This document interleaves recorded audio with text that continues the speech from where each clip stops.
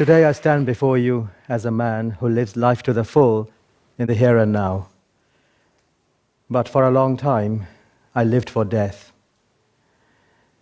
I was a young man who believed that jihad is to be understood in the language of force and violence.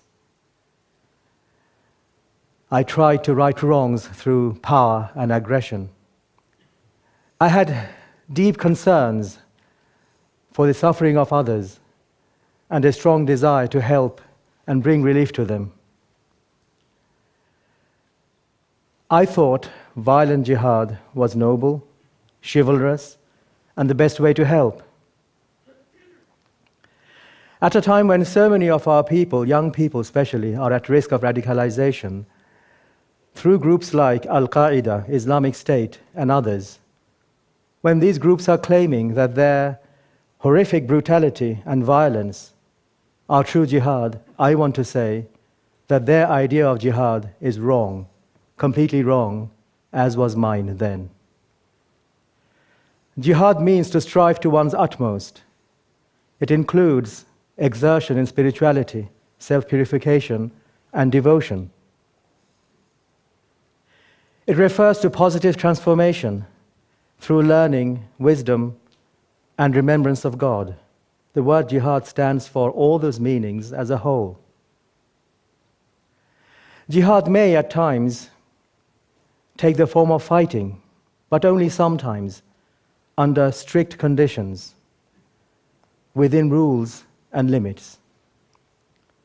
In Islam, the benefit of an act must outweigh the harm or hardship it entails. More importantly, the verses in the Quran that are connected to jihad or fighting do not cancel out the verses that talk about forgiveness, benevolence, or patience. But now I believe that there are no circumstances on earth where violent jihad is permissible, because it will lead to greater harm.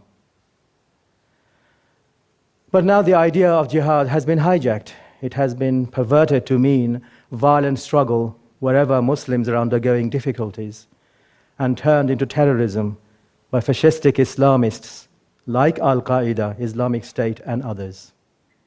But I have come to understand that true jihad means striving to the utmost to strengthen and live those qualities which God loves: honesty, trustworthiness, compassion, benevolence, reliability, respect, truthfulness, human values that so many of us share. I was born in Bangladesh, but grew up mostly in England, and I went to school here. My father was an academic, and we were in the UK through his work. In 1971, we were in Bangladesh when everything changed. The war of independence impacted upon us terribly, pitting family against family, neighbor against neighbor. And at the age of 12, I experienced war, destitution in my family, the deaths of 22 of my relatives in horrible ways, as well as the murder of my elder brother. I witnessed killing, animals feeding on corpses in the streets, starvation all around me, wanton, horrific violence, senseless violence. I was a young man, teenager, fascinated by ideas. I wanted to learn, but I could not go to school for 4 years. After the War of Independence, my father was put in prison for 2.5 years, and I used to visit him every week in prison and homeschooled myself. My father was released in 1973, and he fled to England as a refugee, and we soon followed him. I was 17. So these experiences gave me a sharp awareness of the atrocities and injustices in the world. And I had a strong desire, a very keen, deep desire, to right wrongs and help the victims of oppression. While studying at college in the UK, I met others who showed me how I could channel that desire and help through my religion. and I was radicalized enough to consider violence correct, even virtue under certain circumstances. So I became involved in the jihad in Afghanistan. I wanted to protect the Muslim Afghan population against the Soviet army. And I thought that that was jihad, my sacred duty, which would be rewarded by God.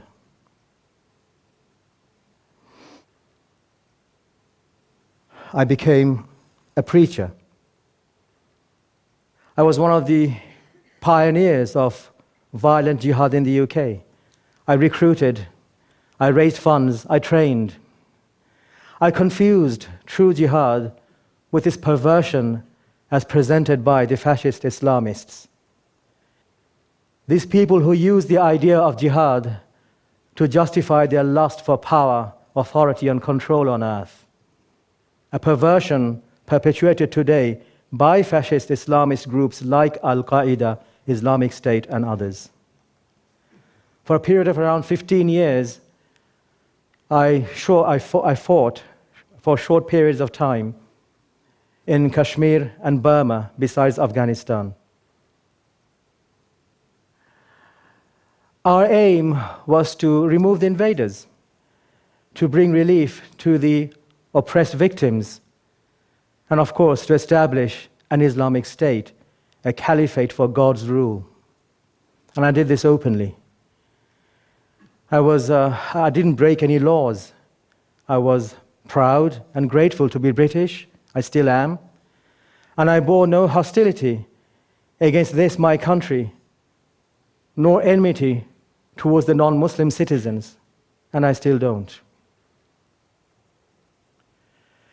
During one battle in Afghanistan, some British men and I formed a special bond with a 15-year-old Afghani boy, Abdullah, an innocent, loving, and lovable kid who was always eager to please. He was poor, and boys like him did menial tasks in the camp. And he seemed happy enough, but I couldn't help wonder, his parents must have missed him dearly, and they must have dreamt about a better future for him. A victim of circumstance caught up in a war cruelly thrust upon him by the cruel circumstances of the time. One day I picked up this unexploded mortar shell in a trench, and I had it deposited in a makeshift mud hut lab. And I went out on a short, pointless skirmish, always pointless. And I came back a few hours later to discover he was dead. He tried to recover explosives from that shell. It exploded, and he died a violent death, blown to bits by the very same device that had proved harmless to me. So I started to question, how did his death serve any purpose? Why did he die and I lived? I carried on. I fought in Kashmir. I also recruited for the Philippines, Bosnia, and Chechnya. And the questions grew. Later in Burma, I came across Rohingya fighters who were barely teenagers, born and brought up in the jungle, carrying machine guns and grenade launchers. I met two 13-year-olds with soft manners and gentle voice. Looking at me, they begged me to take them away to England.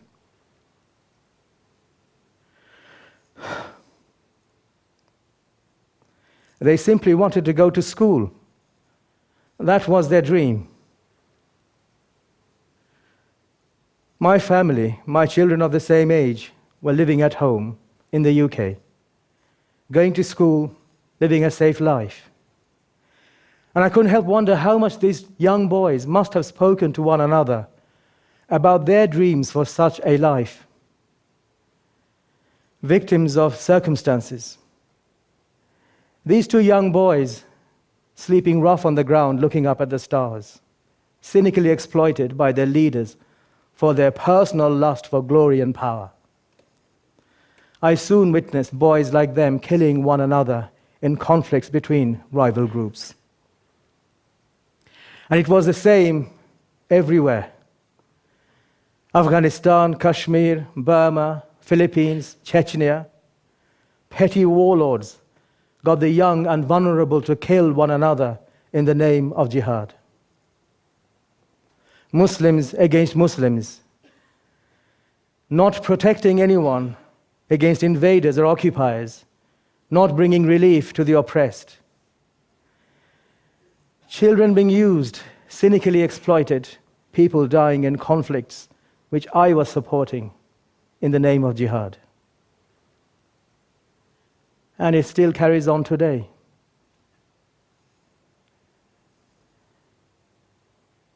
Realizing that the violent jihad I had engaged in abroad was so different, such a chasm between what I had experienced and what I thought was sacred duty, I had to reflect on my activities here in the UK.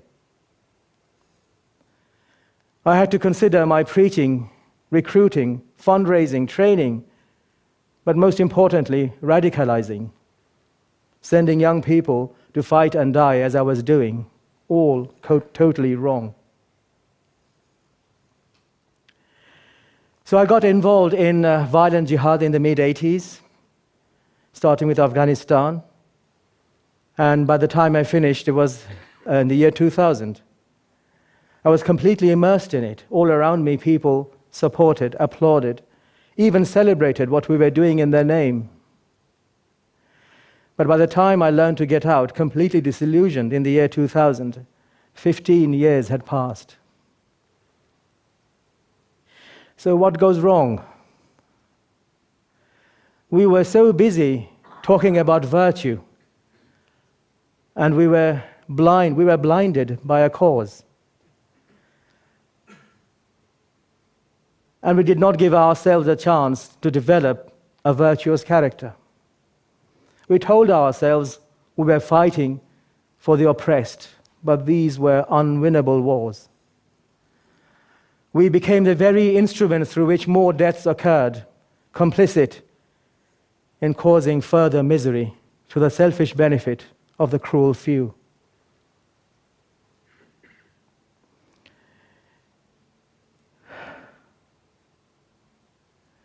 So over time, a very long time,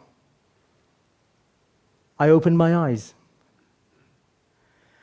I began to dare to face the truth, to think, to face the hard questions. I got in touch with my soul.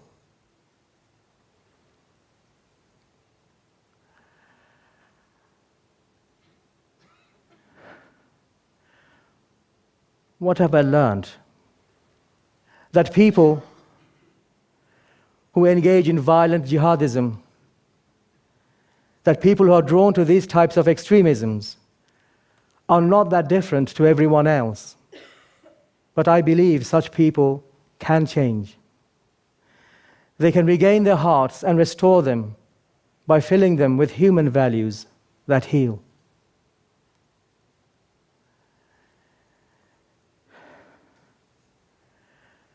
When we ignore the realities, we discover that we accept what we are told without critical reflection. And we ignore the gifts and advantages that many of us would cherish even for a single moment in their lives. I engaged in actions I thought were correct. But now I began to question how I knew what I knew. I endlessly told others to accept the truth, but I failed to give doubt its rightful place.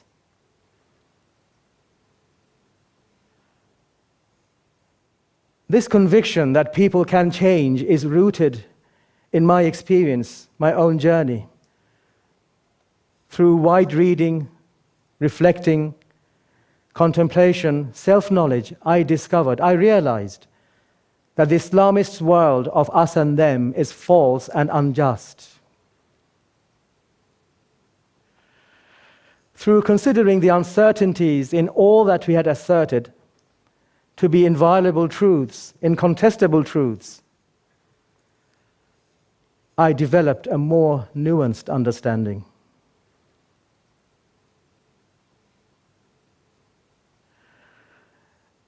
I realized that in a world crowded with variation and contradiction, foolish preachers, only foolish preachers, like I used to be, see no paradox in the myths and fictions they use to assert authenticity. So I understood the vital importance of self-knowledge, political awareness, and the necessity for a deep and wide understanding of our commitments and our actions, how they affect others. So my plea today to everyone, especially those who sincerely believe in Islamist jihadism: refuse dogmatic authority. Let go of anger, hatred, and violence. Learn to right wrongs without even attempting to justify cruel, unjust, and futile behavior. Instead, create a few beautiful and useful things that outlive us. Approach the world, life, with love. Learn to develop or cultivate your hearts to see goodness, beauty, and truth in others and in the world. That way we do matter more to ourselves, to each other, to our communities, and for me, to God. This is jihad, my true jihad. Thank you.